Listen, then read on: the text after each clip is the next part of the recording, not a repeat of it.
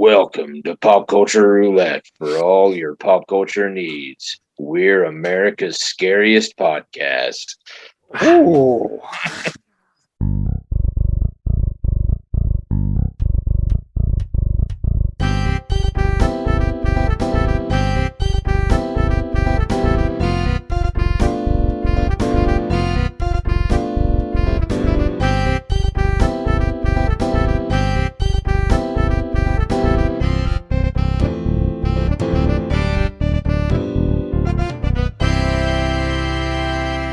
All right, welcome. I'm Nicholas. I'm joined by witch hunter extraordinaire Jeremy Hey, and Freddy Krueger enthusiast Justin.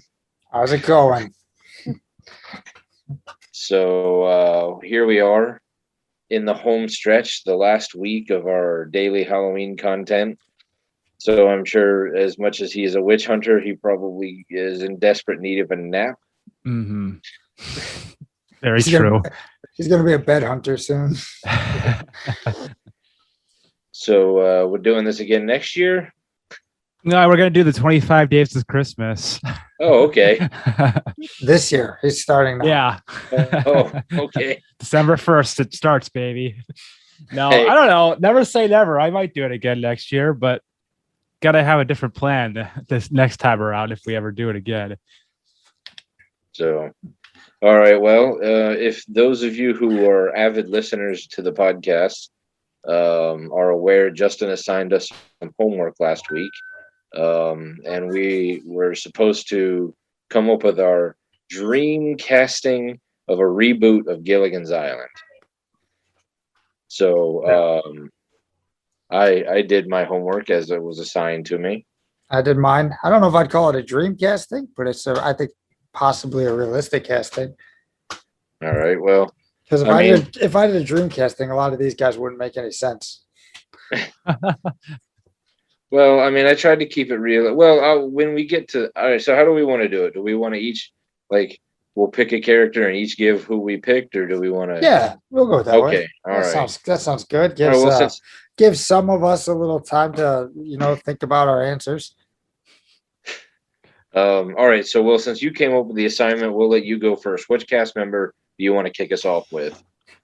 Well, I mean, it's Gilligan's Island, so of course we got to start with Professor. Okay. With Gilligan, I put I was debating between two. But the one I settled with was Johnny Castle, Okay. Doug from Scrubs. Right. That's a good choice. I was really struggling between him and DJ Qualls Funny you say that because that's he pops into my mind when I picture a Gilligan. Is I picture DJ Qualls. DJ Qualls is actually who I put on my list for Gilligan. Nice. Yeah, he's Great he's who I originally wrote, but I changed it today. No, that was one of the few that that was the first person I thought of, and I was like, I'm sticking with that one. Yeah. There's a couple that I have a couple different choices depending on how we're doing, depending on what avenue the show is taking. But Right. But that one was immediately DJ Qualls, done, lock it in, write it down. Jeremy, what do you think? Yeah.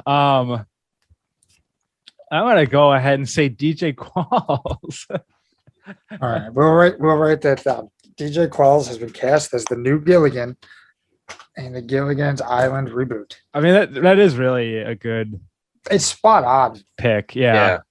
I mean, it really is if we're gonna do it, that's who almost has to be it.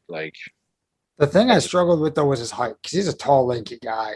Yeah, but I mean, It's a Gilligan reboot. Gilligan wasn't necessarily tall, but he was definitely skinny and lanky, and Yeah. I mean, he fit, especially I was thinking of some of the later seasons of Z Nation when he wasn't just by himself, he was actually part of the cast. But our road trip. Mm-hmm. New guy New guy. or legit, even though that one he was a paraplegic. I didn't see that. It's that Jim Jeffries show. Oh, okay. Yeah. So All right, yeah, DJ Coils is locked in. I wrote it down okay. All right. in the final cast. All right. So all right. So who are we gonna go with next? Who's the next cast member of? I don't know. Let's go with. I'll just keep going down my list. Skipper. Okay. Who did you put as your skipper, Nicholas? All right. Well, I went with two different people. I couldn't really decide. It really depended on like are in this recast, are we doing like just a movie, like a 2.5 hour movie, 2 hour movie, or this is like a straight up like 30 minute like 8 year sitcom? I did it as a sitcom. Okay. All right. And honestly, it could go either way. I couldn't decide between Brad Garrett or Eric Stone Street from Modern Family. All Like, right. yeah. Also, I learned that Skipper's real name is Jonas Grumby. Interesting. I did not know that. I thought I mean I knew his name wasn't Skipper, but like I can't. I did learn in the research that the original cast for Skipper was Carol O'Connor. Okay. Yeah, who played Archie Bunker. Okay. Yeah. But they reselected a different guy because they thought he was too unsympathetic to play that I role. can see that. Yeah, yeah. All right. Well, the only name I put down for Skipper was Jim O'Hare, who is Jerry from Parks and Rec. That's a good one. Yeah, yeah, yeah. Okay. Jerry or Gary, whatever his actual name is. Yeah. I'm gonna say Kenan Thompson. I'm gonna recast it as a black man. The only just to piss people off. No, I'm fine with that. Kenan Thompson is incredibly talented. He the is.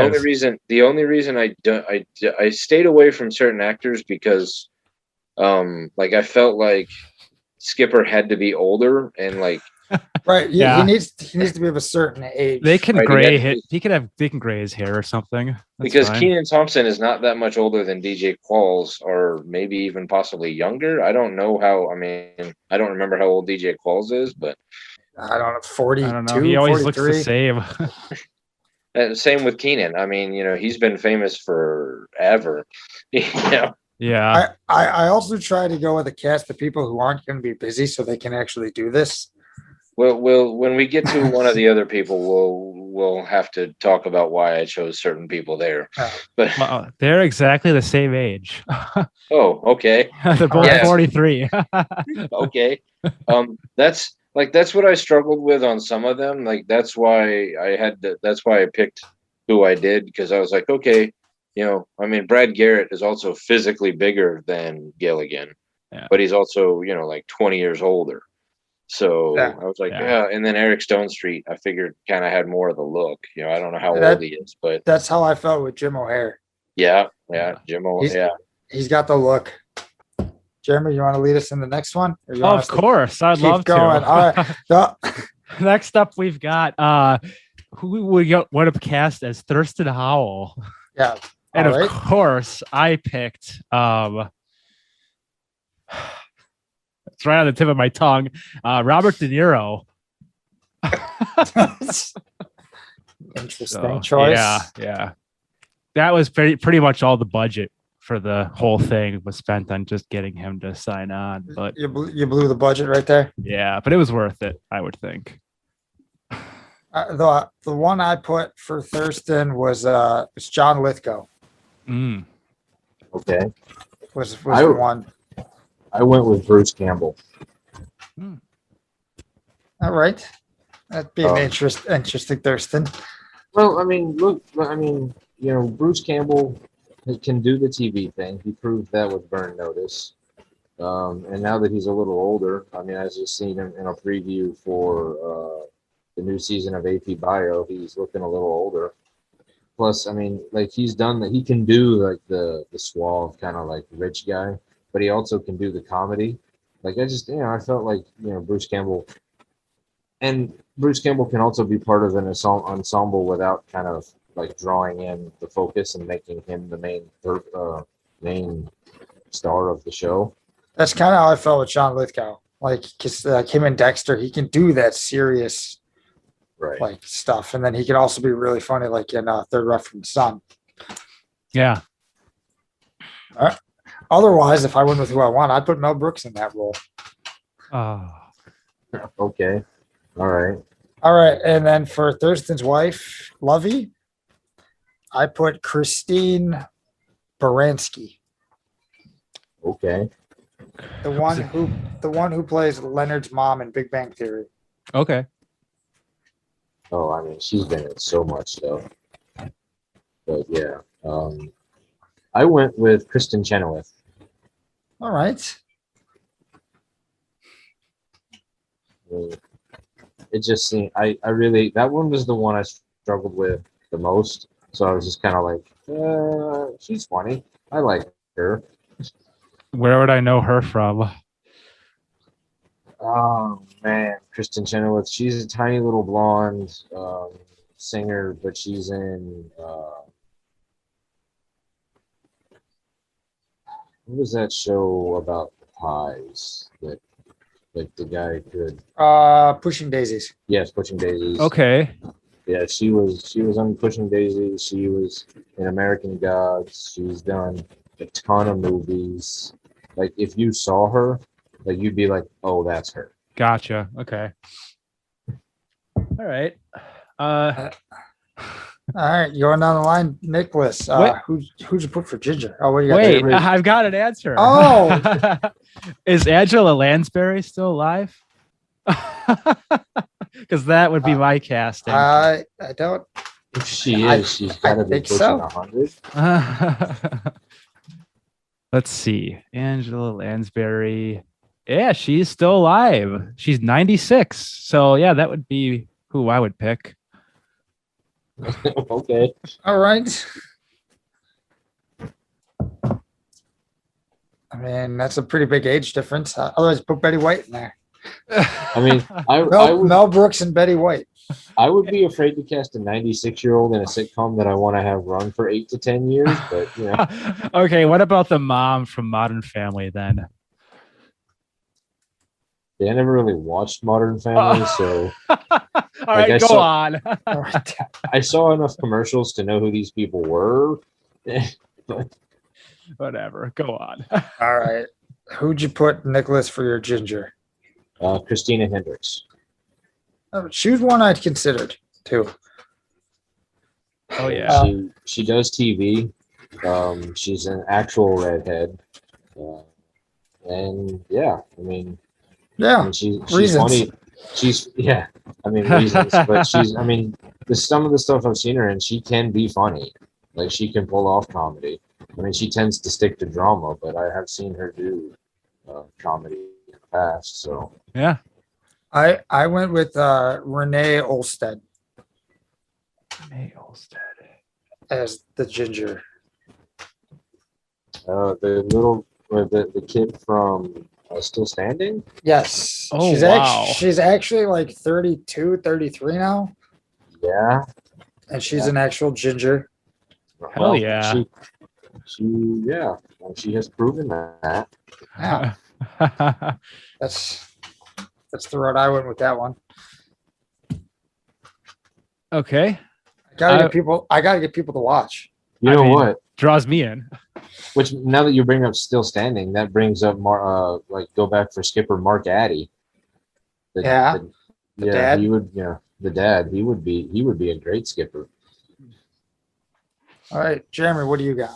I'm gonna say either Allison Hannigan or Tara Reid with her red hair if she just dyed it red. I'm with you on the first choice. Yeah. I will cancel this whole podcast if Tara Reid gets cast. Well, come on, we gotta bring her back. We gotta give her just one more shot. She's too busy doing Sharknado 17 or whatever they're on now. That's true. I mean, she might actually believe they're really shipwrecked. I mean, It's Yeah, true. it's possible. Okay. Jeremy, do you want to lead us off on a Marianne? Marianne. Well, certainly. I can definitely do that. For Marianne, why don't we go ahead and cast Christina Ricci Okay. All right. Does that work? I mean, I like Christina Ricci, so I'm all for it. Okay. Odd choice there, but I wouldn't hate it. Okay. No. I went with Allison Brie Oh, Ooh, that's okay. a good one. as Marianne. I'm Now- clearly trying to draw the audience of the 18 to 32 male demographic. I tried to go not necessarily polar opposite of Christina Hendricks, because you want to have that debate of Ginger Marianne, like the Yeah. everlasting eternal debate. Like you've got the movie star, like the high class, and then you've got Marianne, like the girl next door. So I went Zoe Deschanel. Oh, I definitely had considered her. Yeah, I stopped thinking after I got to that one. So I was like, pretty much like with DJ Qualls. Like as soon as that name popped into my head, I was like, nope, that's who I want. That's it. Yeah. So Which- I mean, Allison Brie is also a good choice. Yeah. I mean, I'm trying to get, like I said, that younger male demographic. I got Jeremy watching already. I'm in. Yeah. I don't watch much, but I'll tune into this. Which then leaves the last one of the professor. Nicholas, what route did you go with the professor? This is the one I struggled with the most. I came up with the rest of the cast. Like I started like, I don't know, Monday or Tuesday at work. Like I was just thinking about while I was working on equipment. And so when something came up, I'd write it down and just keep moving. But man, the professor took me a good majority of the week to come up with. I came down to 3 choices. I think I'm going to go with my first choice of Tom Cavanaugh. Okay. All right. It kind of brings the age of the professor down a little bit too much. But the first person that popped into my head was Bryan Cranston. And I was like, man, but if you put Bryan Cranston in that cast, like the show is going to be about the professor, not anybody else. Because Yeah, and then he's everyone's going to ask when the professor is going to start making drugs. well, there's that too. But I mean, you just, I mean, well, you'd have to grow, like you'd have to have him grow his hair back out and go like Malcolm in the Middle Father. But but yeah, or and then the one that would completely distract for the entire show, Jeff Goldblum also. But that's why I went Tom Nice. Cavanaugh, because Tom Cavanaugh, I mean, everybody knows him. I mean, you might not know the name right away, but when you see him, you're like, that guy. That guy. I mean, he's on every season of The Flash, Flash. as a different character. I mean, it's always a Wells, but it's still. He was, he was on Scrubs. Yeah, he had a really good arc on Scrubs. Like he's been in so much stuff that like you're just like, oh, okay, yeah, it's that guy. And I think with like Flash, he proves that he can play like the smart on Scrubs. He can play stupid. Like he's got the kind of. So that's why I figured, like if I'm casting a TV show, like if I'm doing a movie, I'm probably going Bryan Cranston. If I'm casting a Right. TV show where I need the cast to kind of be able to work together and not one person kind of outshine the rest of them, I'm going Tom Cavanaugh. All right, that's All right. fair.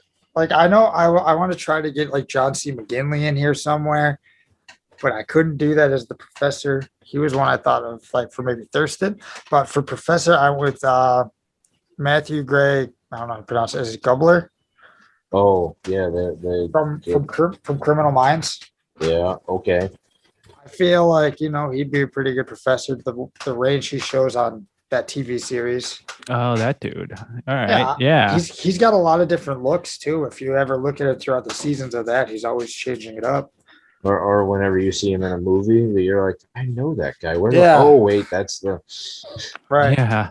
That's the guy I went with as the professor.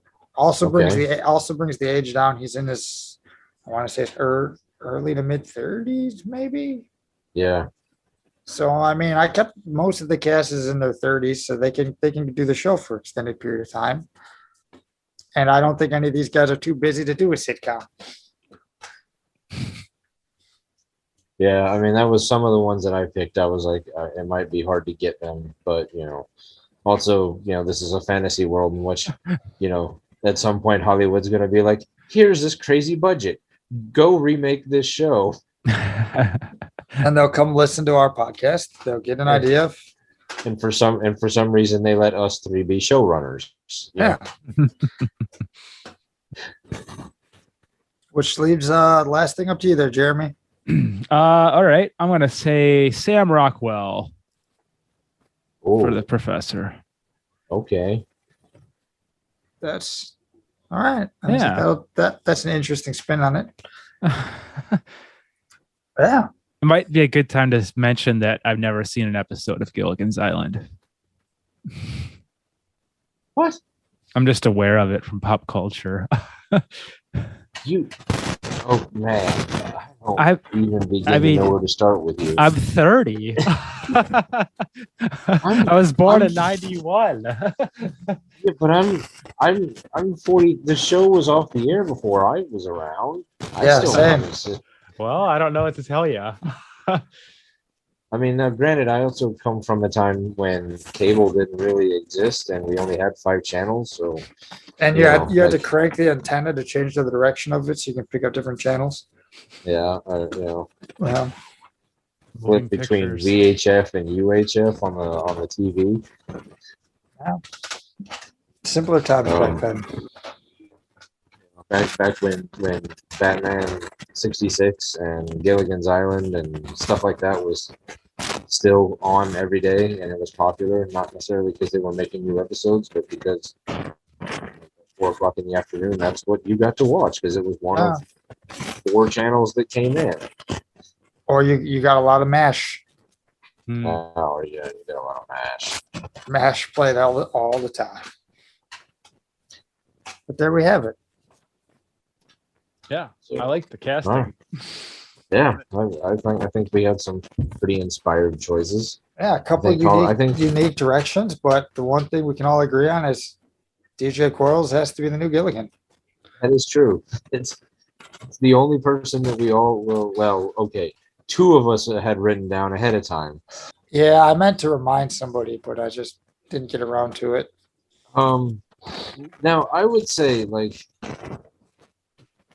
it's in the same vein of like Bewitched or I Dream a Genie or there's a suspension of disbelief that you have to put in for even back then that you could have a small tour boat that was only supposed to go on a 3-hour tour of the Hawaiian Islands when a storm arose and blew it off course so far that nobody could find them for years. Yeah. And they had unlimited amount of clothes and supplies that kept them all relatively healthy. It also amazed me how many people could swing by the island and then nobody was ever like, hey, you know, the people that we're looking for, they're over there. Like, I mean, so like if we were going to remake it in today, like we'd have to really kind of come up with a reason. I mean, we'd almost have to do like a Lost thing where like the island existed out of time or something because like it's really just a crazy concept, which I mean, we could make it work. There's definitely ways we could figure out how to make it work. Yeah, someone's in a coma, and it's all just in their imagination.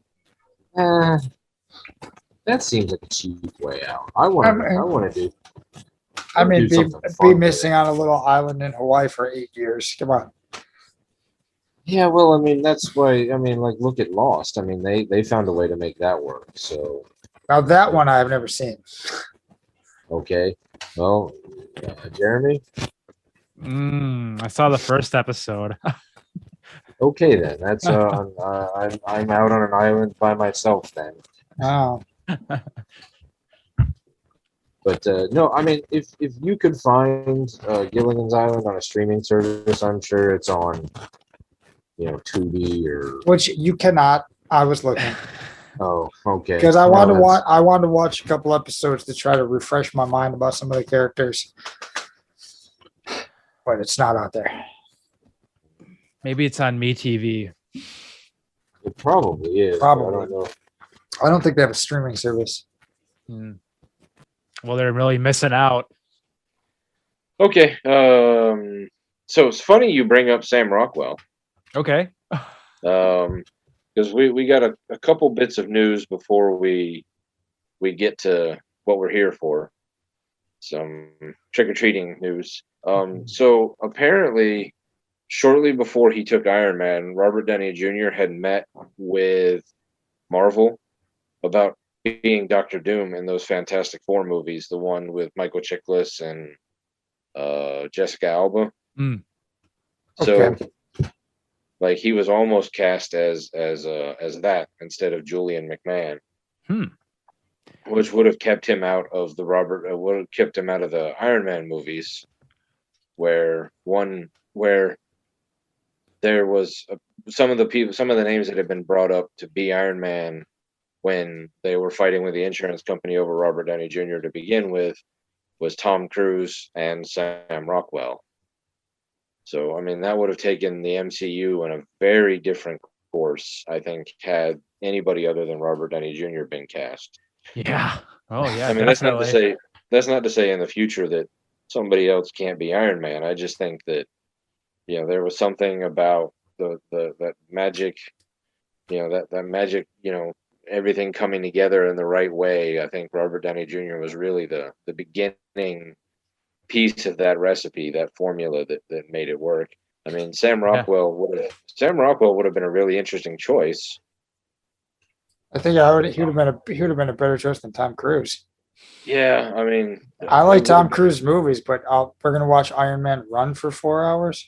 have I mean, yeah, the Iron Man would have been a very different movie if Tom Cruise would have been cast. So I think it's better. I mean, those first couple Fantastic Four movies weren't great. They weren't bad, but it's better that they didn't waste Robert Downey Jr. in those ones. Yeah. yeah. Although we did get Chris Evans come back around as Captain America, so Yeah, Yeah. he's done several different comic book movies, hasn't he? yes, he has. Like Uh, 4? He's done The Losers, Fantastic Four, and Captain America. Those are the three I can think of. Scott Pilgrim. Oh yeah, Scott Pilgrim. Yeah, So 4, yeah, yeah. busy But, man. no, it does make me curious as if they're going to continue with this like multiverse thing where they're bringing in like all the Spider-Man. Like if they do like go, hey, let's get crazy and bring in Chris Evans as the Human Torch, meeting himself as Captain America. That'd be pretty funny.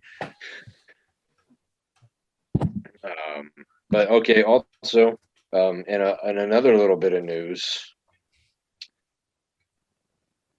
they're making a Barbie movie. I heard about that. Okay, they've cast Margot Robbie as Barbie. Yeah. Okay. All Is it- right. And they've also cast Ryan Gosling as Ken. Where it gets really weird for me is that they also hired Greta Gerwig to be the writer and director. Greta Gerwig is like a straight up art house director writer. I mean, the biggest like profile thing that she's done is probably Little Women, but I think she did Lady Bird a couple years ago. Oh, okay. Well, yeah, All right. like I mean, she's been an actress, but I mean, she's gotten into the writing and directing a lot recently. So like this, like her doing Barbie seems way out of left field for her. Yeah.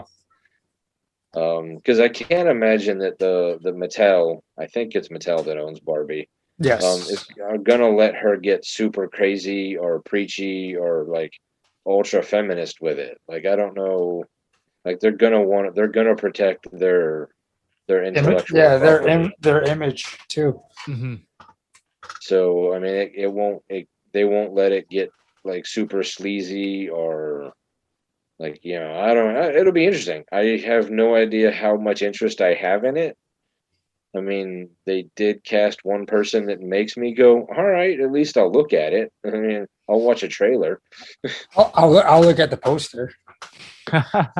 You know, I'll watch the trailer to see if it's worth it. You know, but Yeah. Is it gonna be it's a movie, right? yeah, Uh, Is it like animated? no, It's gonna be a real live action film? yeah, yeah. live action What? Barbie. That's weird. Wow. I mean, and Margot Robbie is a super talented actress, but you know, I don't think Barbie when I see her. No, No. So that'll be interesting. They should have casted a porn star. just they're made of plastic. Yeah. The dimensions are much better too, usually. At least closer to Barbie dimensions. Yeah. Yeah, But yeah, I don't know. I mean, at the same time, I think you know you're not going to find a good. Well, I can't say that. I can't think of a good actress that has Barbie proportions where Margot Robbie is obviously a very good actress. Yeah. I feel like this movie's gonna suck. This is gonna be fucking bullshit. This is so stupid. Like, who the fuck cares about this? What could the story possibly be? Like, they move into a dream house and just like fuck In around. I don't. Well, I don't know. I will tell you though. Did you guys watch the Toys That Made Us? Right. Oh yeah, Okay. Did you Yeah, watch the part of it. Barbie episode? yeah. Okay, that was as much as I have no interest in Barbie. That was probably one of the most fascinating episodes of the series. Yeah, that was Like, really interesting. Yeah. I mean, just all the backstabbing that went around, and you know, all the. Yeah. I mean, and that one lady who they kept talking to, that they did not talk about the deflated naked mannequin behind her the whole time. No one brought it up. It was just there, like laying over the chair, and nobody was like, "You want to explain that?" Like it was just, what's going on there? yeah.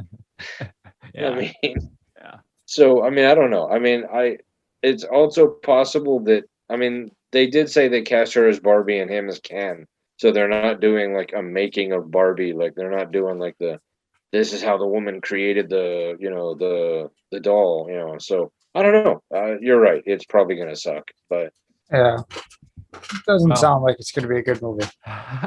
but That might be like a straight to Amazon kind of movie. I'm also guessing that the demographic for the Barbie movie is not three people who look like us. That's true. I'm sure they don't care what we think about it. I'm guessing that people who are in desperate need of a beard trim are the target audience for. Our beards are fine. We don't need to trim them. That is true. You're right. We don't. Okay, so this is our story to transition into the next story, our Halloween memories. Have you guys heard? And this is okay. So we're gonna play a quick game of Is It Appropriate? All right. We like games I mean, and being inappropriate. Yeah, I feel like I lose that game a lot. well, I mean, I don't know if there's a right or a wrong answer to this one. So there's a house in Michigan. I think it's in the Detroit area.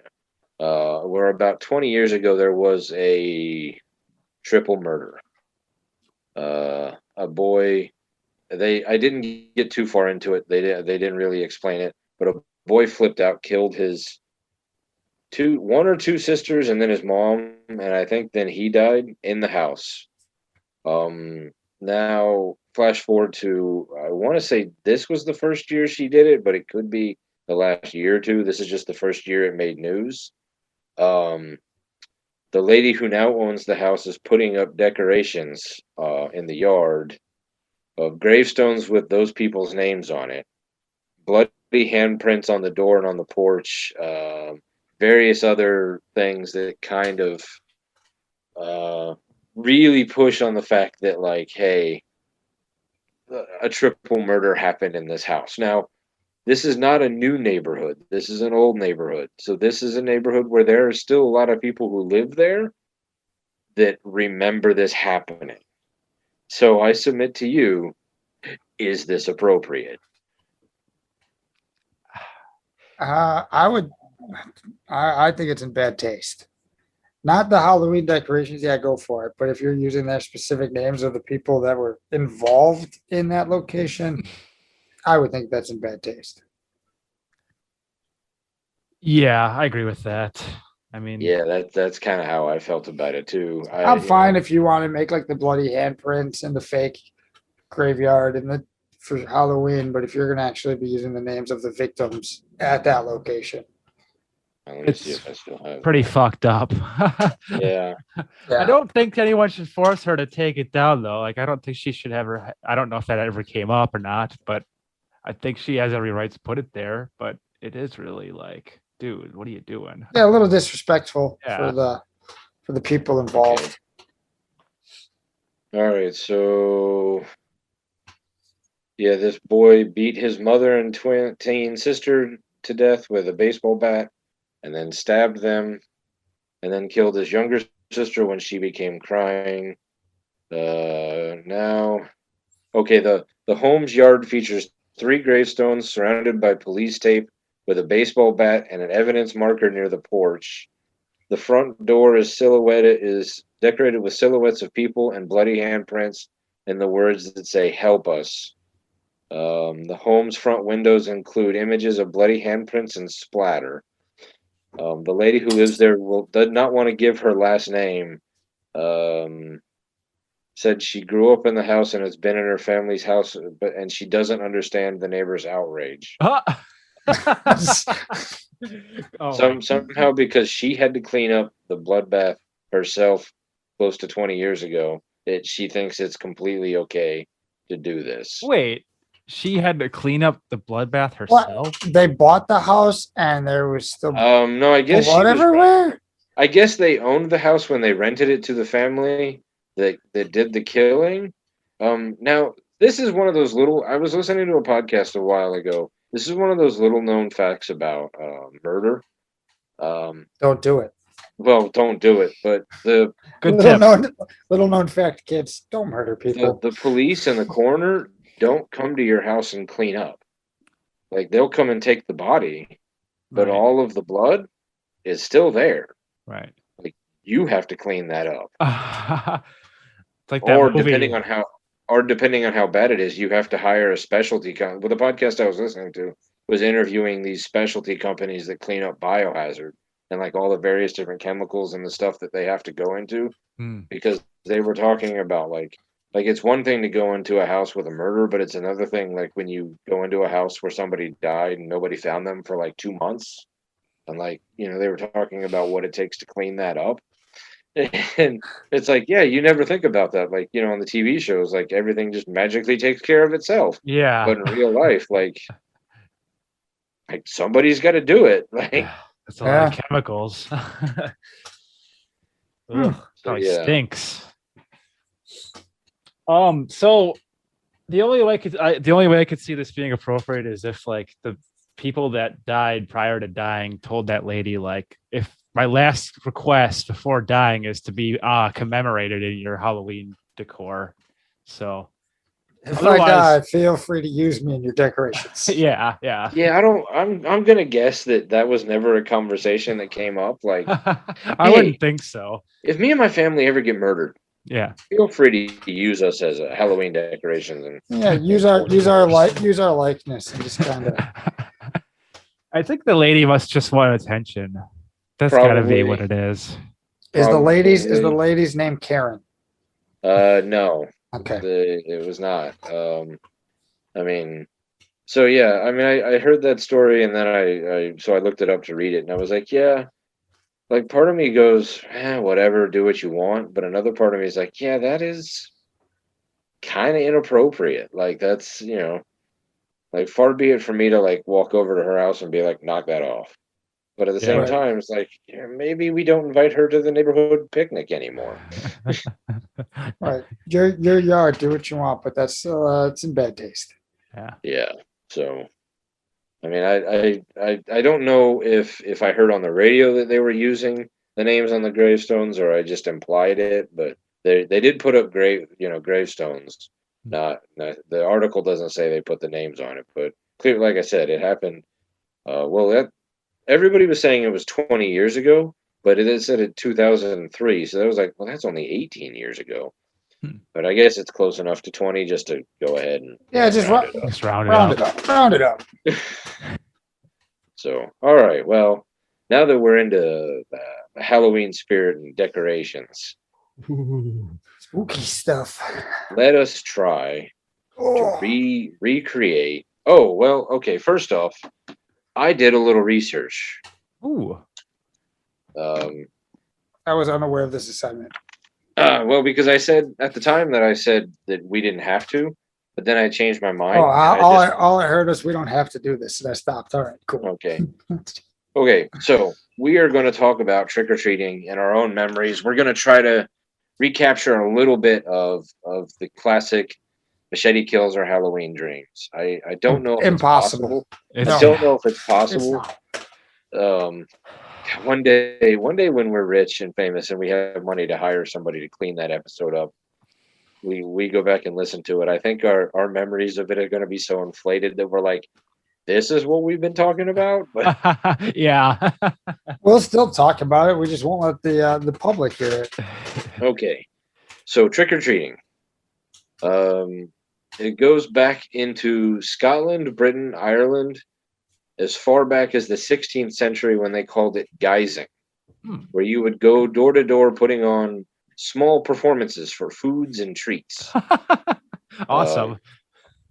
In North America, the first references, the article said 1920, and then it immediately goes. The first known reference is the first known occurrence is in Ontario, Canada, 1911. So it's like, wait, you said it showed up in the 20s, but Yeah. then well, That's weird. again, 1911 is close enough. Round it up. What would you do for your performance if you had to guise back in that era? Oh, if I had to guise back in the 16th century. Yeah. So What would your go-to performance piece be? I mean, I don't know. I mean, I guess I would put on a small suit and sing, "We represent the Lollipop Guild." I like that it. guy's huge. Why is he singing a Munchkin song? Uh, First off, why is a guy that big even doing Yeah, this? what is he even doing? Yeah, why is he outside of our house anyways? This is supposed to be for kids. I don't know what. I mean, I'm sure my friends and I would have come up with a little skit, Yeah. a little play, yeah. I would take some kind of like Three Stooges slapstick comedy skit is probably the route I'd go. I like that. Yeah. Unless there's the three of us, then barbershop quartet. Hello. Me. They're gonna give us stuff to make us leave. Yeah, Just- whatever just- you want.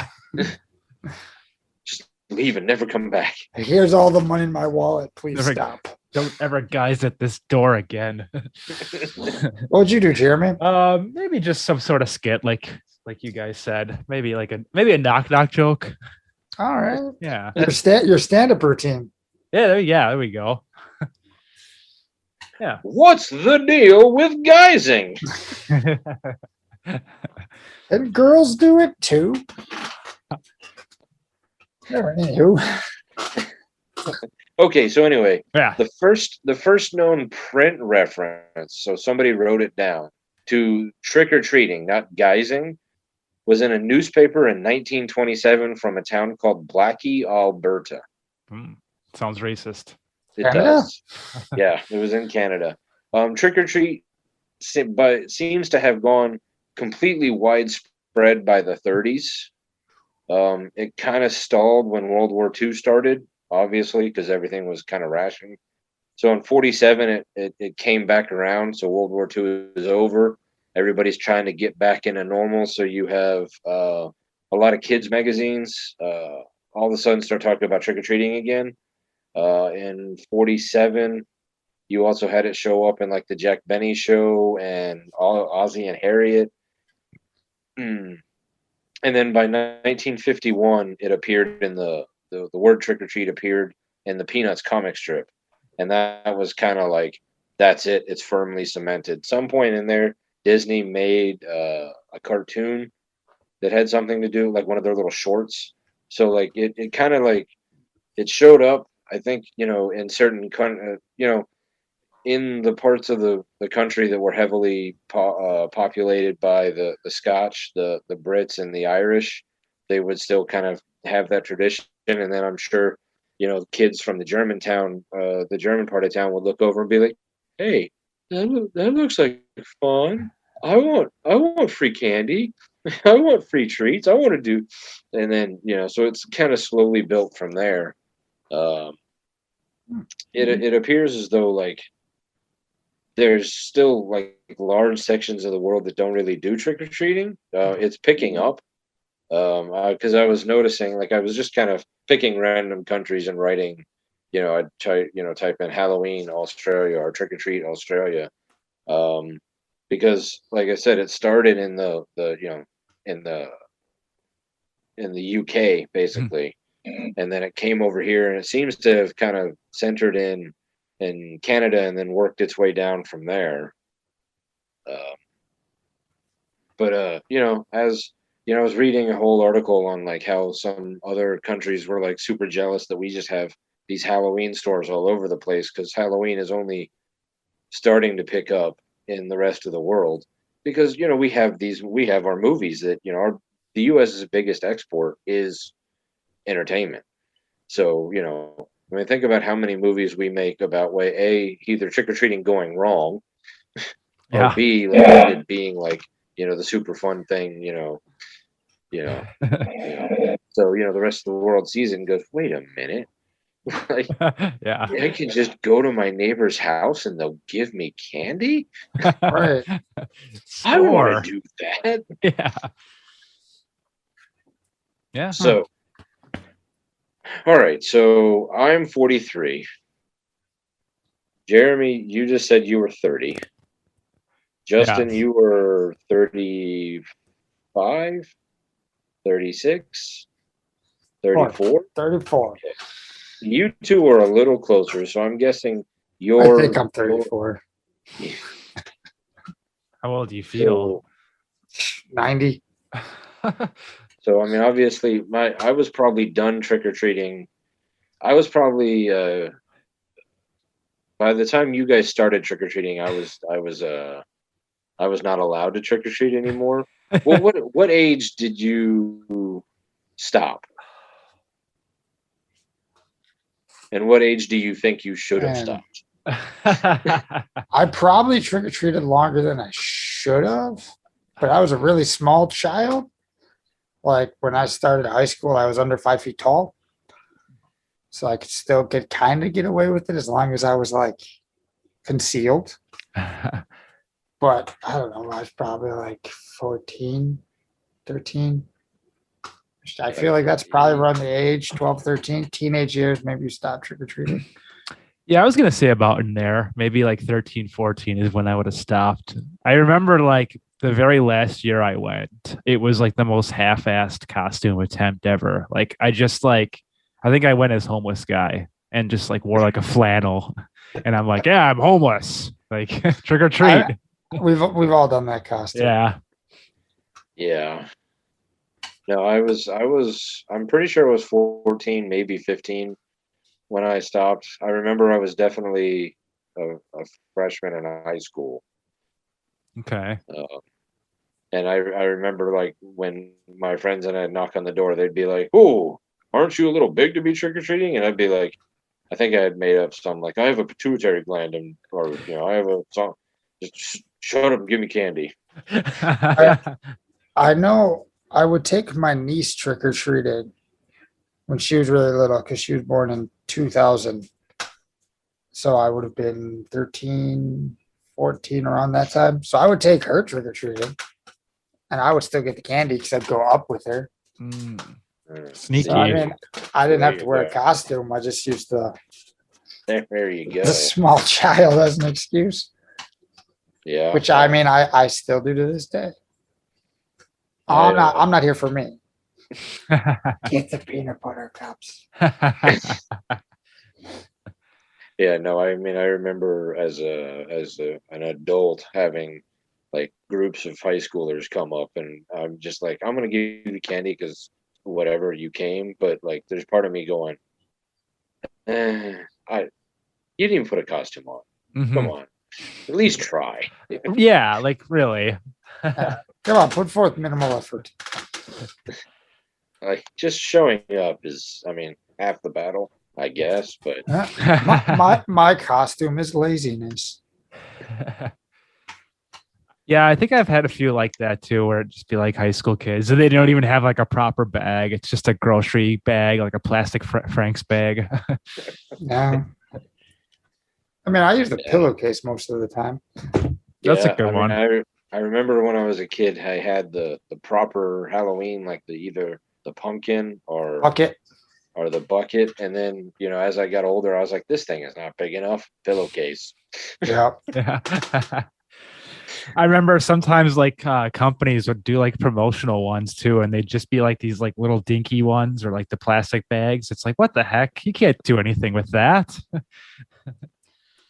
Didn't McDonald's do I was gonna say McDonald's. I thought today. I know back in the day, and you guys will have to tell me if this is something that happened when you were younger, but back in the 80s, when come Halloween time, the Happy Meal would become the bucket. Like you would get like a pumpkin, like McDonald's bucket, and then so you'd eat your dinner, and then you'd have your Halloween bucket.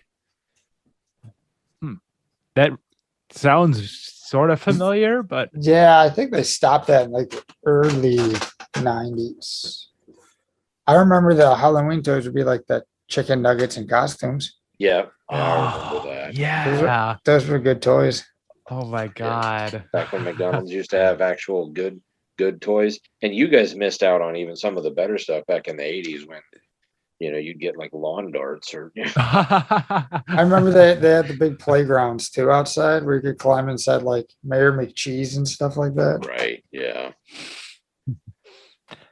I remember Burger King did the Treehouse of Horror toys one year. Yeah. Those Yeah. are cool. I've got some of those somewhere in my basement.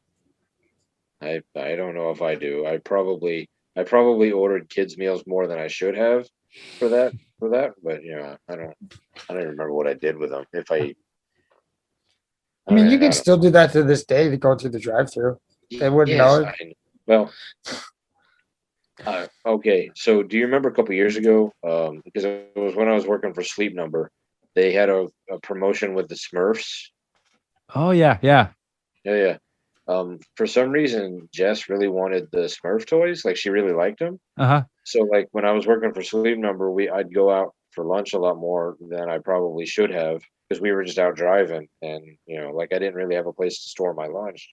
So like I'd go in and be like, yeah, I'll take a Happy Meal, and then and then because I have a memory for things, I'd open it up and there'd be the same one. So I'd walk up and I'd be like, yeah, so my girl already has this one. Like I wasn't lying because, like you call your wife your girl, but like I just led them to believe it was, Yeah. do you guys have a different one? Oh yeah, okay. Oh, just reach in here. Oh yeah, I don't have that one. Okay. She Nice. she already has this one. Technically the truth. Yeah. That's You funny. you just left out little tidbits of information. And I left out the age. I was not lying. It was for Yeah. my girl. It was Yeah. just not in the way that they thought I was saying. Right. Yeah. Why not? They thought I was being a good dad. I was just being a good husband. Yeah. All right. So Halloween costumes changed a lot because when I was a kid, we had like the cheap, like, and I don't remember the name. I know there's a name for it. It's not Archie McPhee, but that's all that I'm coming up with. But they used to have the cheap plastic mask with the little white band that Okay, would yeah. go over your face. The eye slits would barely be big enough to see. The mouth hole would be very, and then And like the you, eye slits would also be way too close too. Like every time you yeah, blink, you'd feel like it. cut your eyes open. But instead of like this is the part that got better. When I was a kid, they would have like the plastic smock, like it'd be like an art smock, and it would have a picture of like if you had the Superman mask, though, so Yeah. it was the Superman with the little, the spit curl. It would have a picture of Superman on it. It wouldn't be like they wouldn't give you like the blue shirt with the Superman logo or just a Superman logo. It Uh-huh. would be this plastic like smock thing that would have another picture of Superman on it. Yeah, So they were so cheap, and like they like now I thankfully had a mother who was super creative and really good when it came to sewing. So like my sister and I almost always had like cool costumes that nice. mom would make for me. Like I won a costume contest at the museum when I was living in Memphis for this dinosaur that she made me. Mm. Like it was impressive. It was really hard to trick or treat in because it was hot. Oh, I could see that. Yeah. Because it was big and heavy and like it had a tail and like What was it made the out hair. of? Oh, I don't even remember, some sort of fabric that she made it, and then it was all like it was stuffed, like so like my head was like in the neck, and it was kind of like a T-Rex kind of Okay. thing. Okay. But it was back in. This is hard for you two to believe, but back in the 80s, dinosaur content was hard to come by. See, there's a line in the world of Jurassic Park. Okay. Before Jurassic Park, you had the occasional dinosaur thing. Like you had a movie called Baby. You had the show Dinosaurs. You had the Dinobots. But like dinosaur stuff was a lot harder to come by. After Jurassic Park, dinosaurs everywhere. All bets are off. So yeah. So and I was super into dinosaurs at the time. So mom was like, "Well, I just have to make you one. I can't just go buy you one." Sure. Yeah. I seem to remember mom making me and my sister Raggedy Ann and Andy for a year. Like Aw. because she's 3 years younger than I am. So I mean that still puts her older than both of you. But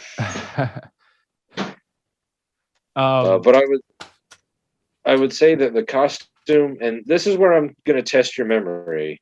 The costume that I wore more years in a row than any other costume. Do either of you remember?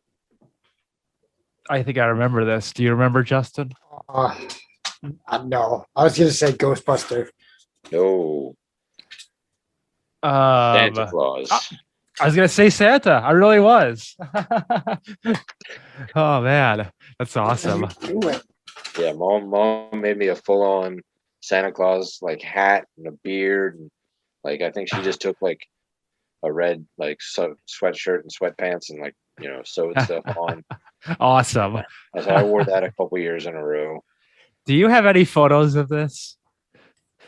Can we contact your mother? I mean, I can contact my mother. I'm sure I have them somewhere. I would love to see a photo of a young Nicholas in a Halloween costume. And dressed up as Santa. Yeah. Okay, texting mom now. Do you Yeah. have pictures? There was one year when I was handing out candy over at Tony's for trick or treating, and there was someone dressed as a Santa a couple years ago. By a couple, I mean it was probably like 10. But I thought that was really weird that someone was dressed as Santa. Yeah, and I don't know what possessed me. I mean, other than the fact that like Santa is Saint Nicholas and my name is Nicholas, that like I thought it was.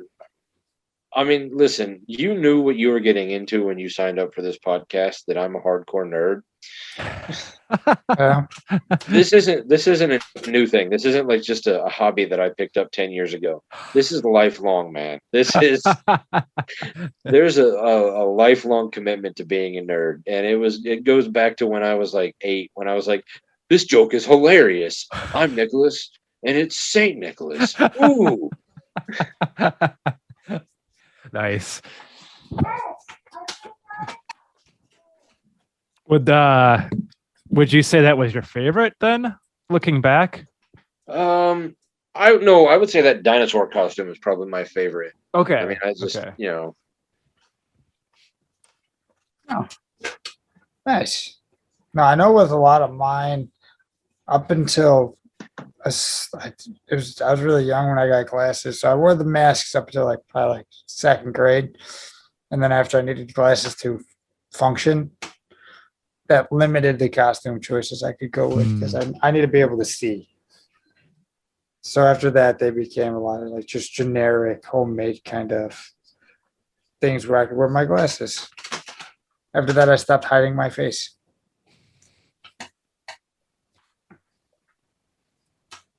Did you do a lot of homemade stuff? Pretty much everything was homemade, and it wasn't good either. It wasn't good. It wasn't well made. You weren't winning any costume contests. No. What was it'd it? It'd be like face paint or something to try to be like the Ultimate Warrior, or Awesome. like Hulk Hogan, big wrestling in that time. Definitely did the hobo. Oh yeah. I think everybody did the hobo at least once. Wore the flannel, and I had the bag on the stick, reached my hand into the charcoal bag and wiped it on my face. Nice. I had some pretty decent homemade ones back in the day. Went out as a robot and a box of popcorn. I think I won a costume contest at St. Peter's it was either one of those, because both of them actually turned out pretty good. I know my sister helped with the crafting and my mom helped with like the putting the stuff together. As I grew older, it got more and more lazy. And eventually, like I said, the last one I was out as was the hobo with the flannel. I'd wear like a camouflage like jumper and then just put the black in and be like, oh, I'm a hunter. Like, I did go one year. I went as I wore my dad's old work shirt, and I went as a plumber, and that was an interesting one. It was like kind of toward the end of the evening when we found out another neighborhood was doing like later trick-or-treating, so we had to like quickly throw something together again. And my sister's like, here, just take dad's shirt. And I did that, and I had a plunger in my hand with my bag, and we just walked around the neighborhood. So that was fun. Yeah, I mean, I'm trying to remember what I wore when I was like, when we moved to Atlanta, so it would have been like the last year or two of trick-or-treating. But I don't remember putting any thought into the costume. So that was probably when I did like the hobo. I seem to remember trying to go as a gangster one year, like putting on a suit and like a bald cap. But all right. I did go as retail man one year when I was in college. And Sean from Shaun of the Dead. I kind of remember some of those Halloween experiences. Oh, okay. Now, like when I was living in Florida and I was graduated college, I would just one year I put on my hockey jersey because it was the year that the strike happened, so there was no hockey season. So I was just like, I'm an out of work hockey player. Nice. I like that. And I was like, yeah. I mean, I wore my Capitals jersey a lot anyway, so it was just like that was what I was wearing that night. I was like, yeah. I think maybe like I got to my friend's house. He's like, you got to wear more than that. So I grabbed like a monkey mask and I was like, there, I'm a gorilla hockey player. Nice. But that was as an adult, where there was much more adult activities at Irish bars happening. Yeah. So, And I remember when I lived in Memphis, the neighborhood that I lived in, there was only two ways into the neighborhood, and they were both up at the top of the neighborhood. Like imagine like if you were looking at a picture, like if you had on a map, like there was two ways in and out of the neighborhood, and it was at the top of it, and then the rest of the neighborhood just kind of circled around itself.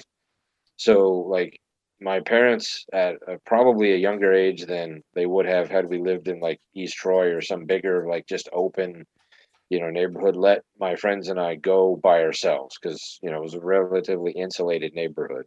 So there was me, my Yeah, buddy. it was a lot different back then too. It's like just go. Okay, yeah, that is true, and that was also different back in the 80s. I don't know if they would do the same thing now, but my friend Greg, my friend Steven, and myself, we would go, and then like because we were old enough and we could go faster, like we could hit all of the part of the neighborhood that we knew gave candy and was good. And then we'd like run back to one of our houses and we thought we were being cool and like we'd swap costumes and then try to go back to the best houses. Nice. Like, so the same three costumes were showing up at the door. It was just on different people. And somehow we thought that was going to trick these people into being like different. Like, it was like, but they're the same three costumes. Like, You've been here before. I mean, I think the only reason we got away with it is because A, they just didn't care, or B, like you just have so many kids you don't remember everybody. Sure. Towards the end of the night, just take the candy and go away. Yeah. It's just like they're like pouring out the bowl just so they could flip the light off as you walk. Yeah. I do wonder about how certain Halloween traditions like were created, like the porch light. Like, I mean that one seems obvious, but like the porch light is on. That means they give candy. As soon as it goes off, candy is gone. Right. Like they're just done for the night. Yeah. It's kind of weird. And I've learned that like this part of the country has certain Halloween traditions. At least now, I don't know if they did back then, but the whole trick or treating for adults, where like you'd have a table full of Shots. bud. You'd hand over a beer to the adult or the brat, and a couple pieces of candy to the kid. Like Yeah. that never happened where I was growing up. It was solely for kids. Like most of the time, like the adult would stand at the end of the walk and then just wait for the kid to walk up. Like, as at a certain I'm sure you went with your mom or dad, and then like you'd have to walk up and ring the doorbell, and you'd have to say trick or treat. Like you were so scared. Yeah. Yeah. It's kind of funny. Like, do you guys get a lot of trick or treaters by your house? I don't. No. Not so far. We I mean- used to get a lot more, but we still get a decent amount over here, and it's always funny to watch the little kids because, like you said, the parents will be like, say trick or treat, and they're like really scared and nervous half the time, and you are just like, sometimes you'll just like have this awkward interaction because they'll stand there after they say trick or treat and you give them the candy and they don't leave, and the parents like, okay, that's it, like end of transaction now. Come on, let's go to the next. So it's kind of, I'm finding it fun to have like new trick or treat experiences as an adult, like from the opposite side, as now that I'm giving it out. Yeah, when I still lived up near you guys, I had a lot more trick or treaters. Yeah. But now that I live for you, I mean, you'd figure for this neighborhood, like I see kids all over the place, but I don't know. I just like last year, it was a nice enough day, and because they have hours set, I put a table out, and I was hanging out down there just doing some yard work or just kind of sitting there hanging out. So, like I could hand the candy out because I'd rather hand the candy out than just put it on a table and say, you take one, Right. Just one, I know that the first kid that walks by is taking the whole bowl. That's what happened to us the first year out here. Because we take her out to the tree, so we just leave the little bucket out there. And yeah, it was like we went down and then we forgot something, so we came back and we were gone for probably like half an hour, not even, and came back and it was empty. Oh, those bastards. So after that, One year, we started buying those cheap bags of like child's play candy, Uh, the big bags that have like the crap candy in it, oh yeah. and that seems to last longer. So one year I went across the street to when I was at the trailer, we went over to grandma's house. So I just put the table out and put the bowl on. Somebody took the whole bowl. They Oh didn't my just empty God. the bowl. They just took the whole bowl. They Didn't took you all used, the candy you and the just bowl. Bunch of didn't you just savages. you used to just leave it in the bed of your truck, didn't you? You lower the tailgate, and just candy. I did that. I did that too. I mean, I did have one visitor with his niece quite often. That thought it was funny every time. I can't remember what he would call me every time he came. But what was that you would call me, Justin? You think I remember that far back? I don't know. Did you guys ever come across those bowls when you were kids? Yes, And were you Yes. honest? No. most of the time. Depended on the candy. Okay. Yeah. Well, and it also depended because there's part of me that, like I've never really gotten in trouble with a lot of things because I have this death fear that, like, the first time I did it, like my mom or dad would just be like around the corner and like they'd be like, "Ah, I got you," or something. So like there was always part of like I think part of it was you always assumed that the people that were there were home. They just didn't want to answer the door. Yeah. So like I think my They're friends, watching you through like the curtain. right? Like I think my friends and I were like, they're just watching. If we take more than like like you try to get away with like taking like two, maybe three pieces, but like you wouldn't like be like handful, because like Yeah. I was just convinced that somebody was actually like on the other side of the door just watching, like just waiting for you to grab the whole bowl and then jump out. Be like, Yeah. What are you doing? I was gonna say, were you trick or treating at Heidi Klum's house? Nice. I don't remember her living in my neighborhood, but she maybe did. I don't know. Do you think she lived in Memphis in the 80s? I don't. I don't think so. I mean, if she did live there, I'm sure you would have been on the same side of that door doing the same thing, looking in. So all right. Did you guys have the neighbors that like they had the bowl of candy for like the regular kids, and then they had the bowl of the candy for like the special, like the the certain like I had like my next door neighbor, like she had stuff that she would give like the kids that were like right next door or like the special families, like the friends, and then there was just the generic candy bowl. So like like we would No, get like, oh, okay, all no. right. No, we didn't. I don't remember that either. The special people just get better candy. Yeah, Yeah, like, oh, you're our neighbor kid. Here's a full size candy. You're some stranger from out of town. right, yeah. Interesting. Here's a dumb sucker. There was an old guy who was kind of who everybody thought was scary, but he wasn't. But for Halloween, he just had like a big plate of like change, and he would just like take a handful of it and throw it in your bag. Like, I mean, I don't know how much it was. It was probably all like pennies and nickels. Like it wasn't much, but like he would just take a handful of change and throw it in your bag. Here's 8 cents, 9 cents. Right. Which I mean, when you're 6, you're like, oh my goodness, money. But, Yeah. Did you ever get an apple? yes. Which brings me to the question I was going to ask. Okay. When you got home, did your parents do what mine did? They had a like a bed sheet or like a big comforter laid out on the floor, and you'd have to shake your candy out, and then they'd go through it. And anything that wasn't wrapped, you couldn't identify. Like oh, the next door neighbor gave me that popcorn ball. Okay, we can keep that because you can tell me where it came from. But if you couldn't tell them where the apple came from or the popcorn, it got thrown away. Yep. And Yep. any candy where the wrapper was like coming apart got thrown away. Yeah. Yep. And I'm sure there was also the candy tax that I gotta take This one's bad. this one's I'll dispose oh, of this. all of this candy that also happens to be your mother's favorite is bad. Yeah. Yeah. My mom would get super paranoid about that stuff. And like you said, anything that was like unwrapped, that was gone immediately. And she was pissed at me one year because I did get an apple too, and I ate the apple before I got home, and she was like, "What? You didn't even let me look at it." I'm like, "It was fine."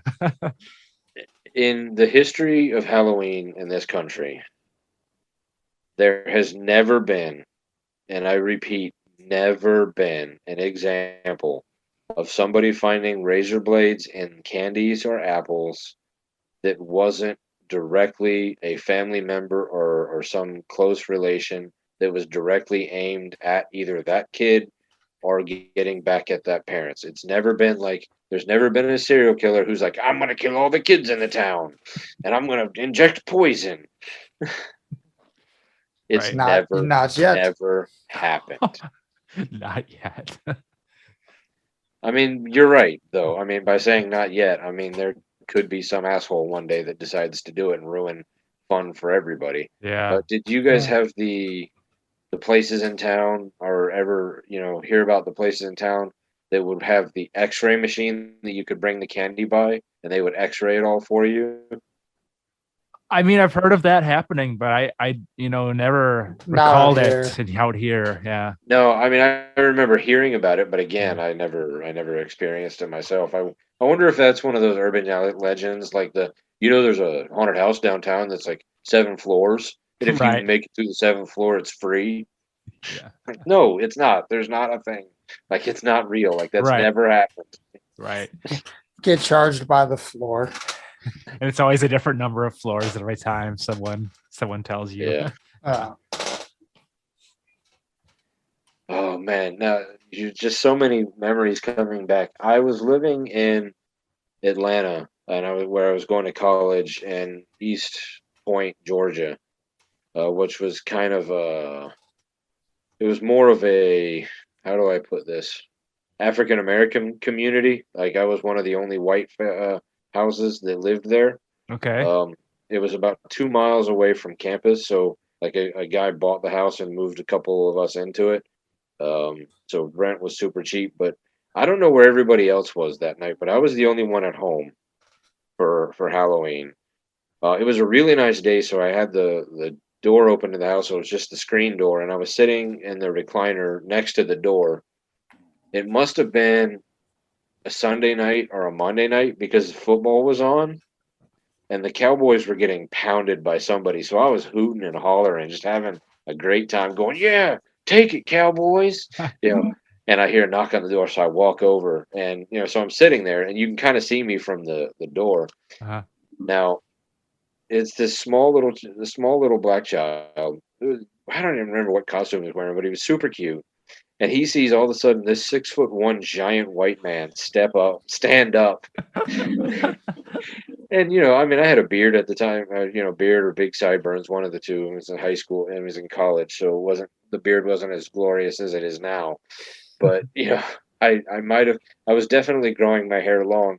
So the look on his face as he sees me stand up, and his eyes continue to rise as I get closer, because and just the dumbfounded look of, oh my God, what is this?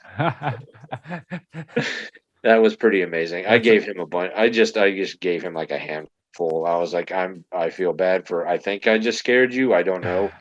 Here's a handful. Nice. That's awesome.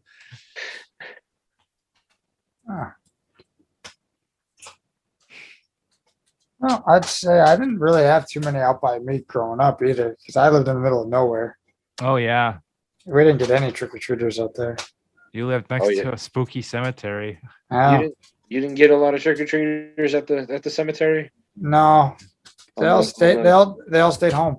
On the corner of nowhere and nowhere and nothing. Yeah. No, yeah, A nothing. shocker. So what did no what one did- came from the cemetery. No one came from the cornfield. So did your mom or dad just drive you into town and like drop you off, or? Yeah, basically, me and my sisters. There you go. I'll be over here. Have fun. Come back when it's over. Now, Okay. For me, this is a new concept for me, at least. I don't know when it must have started, of the moving Halloween or trick or treat from Halloween night, because it used to be you started trick or treat like the younger you were, the earlier you started. But on Halloween night, if you were super young, they would start a little before sundown, but like you didn't tend to start trick or treat until the sun was going down, and then you didn't stop until all the house porch lights were off when you were old enough. Sure. Yeah, ours was like normally like 5 to 7 or 7 to whatever. Mm-hmm. Right. And then a lot of times you'd be watching the time to make sure you can get to the houses because a lot of people at like, if it ended at like 8:30 went, the lights would just go off. Like people were just like waiting at their doors, like, okay, done. I imagine you also were like trying to time it where you were getting to some of the better houses at like 8:15 because they're just like, here you go. Get rid of the candy. Yeah. Yeah. I want to turn the porch light off. Here you go. Here's the rest. I do that here. Like if it'll be later and we just got it done, someone comes up and just give them the rest of the candy. All right, we're out. We're done. Yeah, yeah.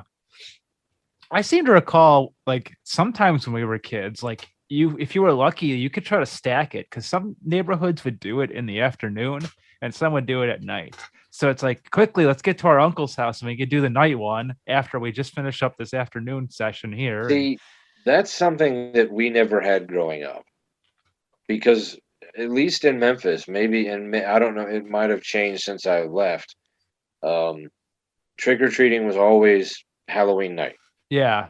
There was no like, I mean, maybe you'd have like the whatever church was doing, like, the Harvest Festival, or the mall had a like trick or treat or something. They would be different times, but for the neighborhoods, Yeah.